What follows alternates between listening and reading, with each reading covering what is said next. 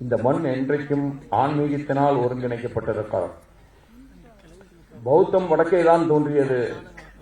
ஆனால் பௌத்தம் நம்முடைய பூம்புகார் நகர் வரைக்கும் பரவி கிடந்ததை மணிமேகலை சொல்லுகிறது, சிலப்பதிகாரம் சொல்லுகிறது. ஒரு காலகட்டத்தில் 2 தமிழர்கள் சமண மதத்தை மட்டும்தான் பின்பற்றினார்கள்.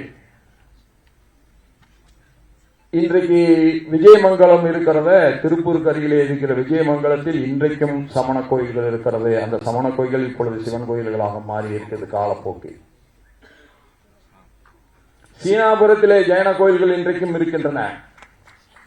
ஆக வடக்கே தோன்றிய சமணம் தமிழகத்தை ஆக்கிரமித்துக் கொண்டிருந்தது என்பது யதார்த்தமான வரலாறு.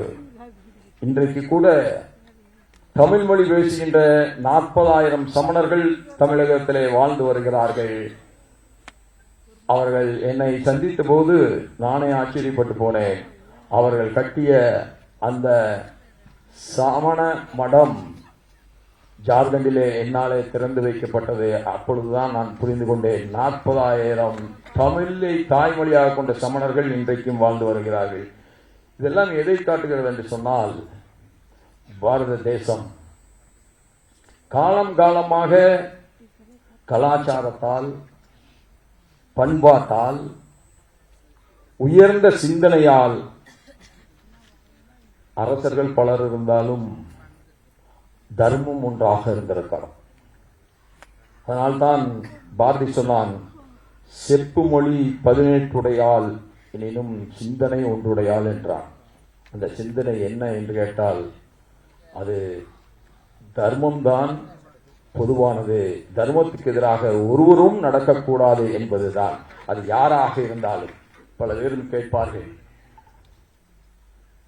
இந்திய கலாச்சாரம் என்று சொல்லுகிறீர்களே, இந்திய கலாச்சாரம் என்று சொல்லுகிறீர்களே. ஆம், அந்த இந்திய கலாச்சாரத்திற்கு அடித்தளமாக ஒரு கலாச்சாரம் இருக்கிறது என்று சொன்னால் அது தமிழகத்தினுடைய கலாச்சாரம் தான் ஒட்டுமொத்த இந்தியாவிற்குமே அடித்தளமாக இருக்கிறது. அதனால்தான் நம்முடைய பாரத பிரதமர் நரேந்திர மோடி அவர்கள் எங்கே சென்றாலும் தமிழின் பெருமையை, தமிழனின் பெருமையை உயர்த்தியே பேசுகிறார்கள். நான் 2 குஜராத்தி பெரிய தலைவர்களை உணர்வுகளை உங்களோடு பங்கிட விரும்புகிறேன். மகாத்மா காந்திஜி அவர்களிடத்திலே ஒரு முறை கேட்கிறார்கள், அடுத்த பிறவி ஒன்று இருந்தால் நீங்கள் எங்கே பிறக்க விரும்புகிறீர்கள் என்று கேட்கிறார்கள்.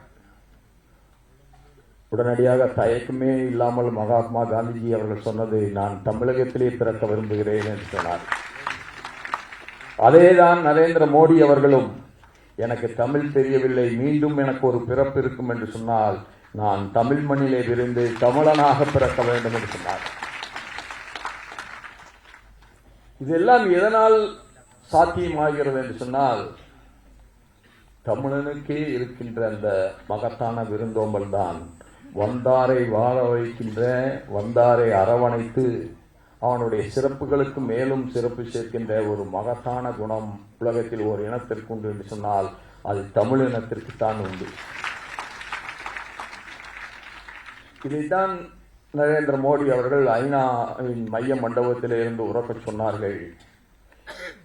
ஏதோ காரல் மார்க்ஸ் தான் முதலாக உலகம் ஒன்று என்று சொன்னவர் என்று யாரும் கருதிவிடாதீர்கள். அதற்கு பல 1000 ஆண்டுகளுக்கு முன்பாகவே எங்கள் இந்திய நாட்டிலே இருந்து ஒரு தமிழ் புலவன் சொன்னான், யாதும் ஊரே யாவரும் கேளீர் என்று சொன்னான். இதெல்லாம் எதை காட்டுகிறது என்றுனா, அப்படி சொன்ன பிறகுதான் உலகம் உணர்ந்து கொண்டது. மோடிஜி அவர்களுடைய அந்த உரைக்கு பின்புதான் உலகம் உணர்ந்து கொண்டது. தமிழன் என்று சொல்லுவோன் உலகத்தின் மிகச்சிறந்த விருந்தோம்பலுக்கு சொந்தக்காரன், எல்லோரையும் தன்னுடைய சொந்தக்காரர்களாக நினைக்கின்ற பரந்த மனப்பான்மை கொண்டவன் என்பதை உலகம் புரிந்து கொண்டது.